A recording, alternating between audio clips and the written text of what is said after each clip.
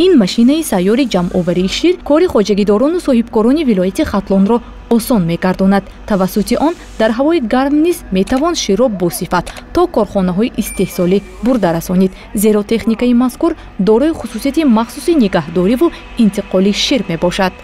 خصوصیت اساسی این ماشین‌ها در آن است که آنها شیر را در حالت خنک نگاه می‌دارند و از نقطه از اهالی جمع کردن شیر تا به نقطه آورده رسانیدن کارخانه‌ها شیر را در حالت معتدل نگاه می‌دارند و این به کارخانه‌ها ضرور است که شیر را با صفت بلند و در اندازه معین جمع آورده برای کارکرد آن و برای استحصال محصولات شیری استفاده برند.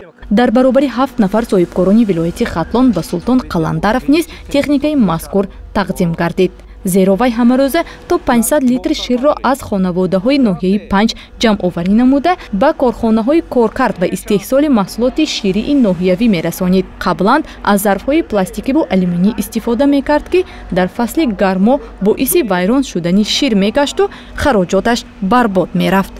همین لوحه یوسعید رو تشکر و منتداری اظهار میکنم در برای اون که همین ما برای صاحبکارای ناحیه‌های دوردستی که به نهایت گرمترین ناحیه در جمهوری حساب می‌یابند برای کشاندن و رسانیدن این محصولات شیری رو به نقطه‌های لازمی یعنی به کارخانه‌های کارکرد شیر تامین می‌نماید.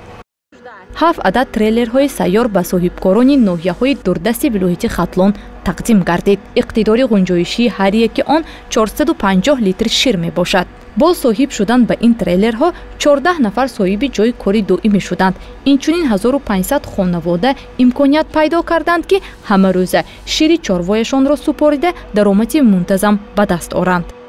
کارخانه‌ها از این ماشین آلات‌هایی که ما به آنها تقسیم می‌گردانیم فایده کلان میرسونند و از اون برخوردار از این فایده برخوردار میشوند. از اون جمله خانواده هایی که برای تامین کردن شیر با این کارخانه ها همکاری میکنند از اون نیز منبع درآمد ایلاوگی رو به دست میآورند. ماشین سیار جمع‌آوری شیر در چهارچوبه لایحه یوسعید اوید به بلند برداشتن رقابت‌پذیری اگروبیزنس در تاجیکستان با مبلغ زیاده از 66800 دلار آمریکایی خریداری گردیده است. لایحه مذکور در 13 نواحی منطقه باختر ولایت خطلان از سال 2018 عملی گردیده ایستاده است. گزارش اوغلای رجب و بهرام وهابов مخصوص برای برنامه اطلاعاتی امروز از شهر باختر ولایت خطلان.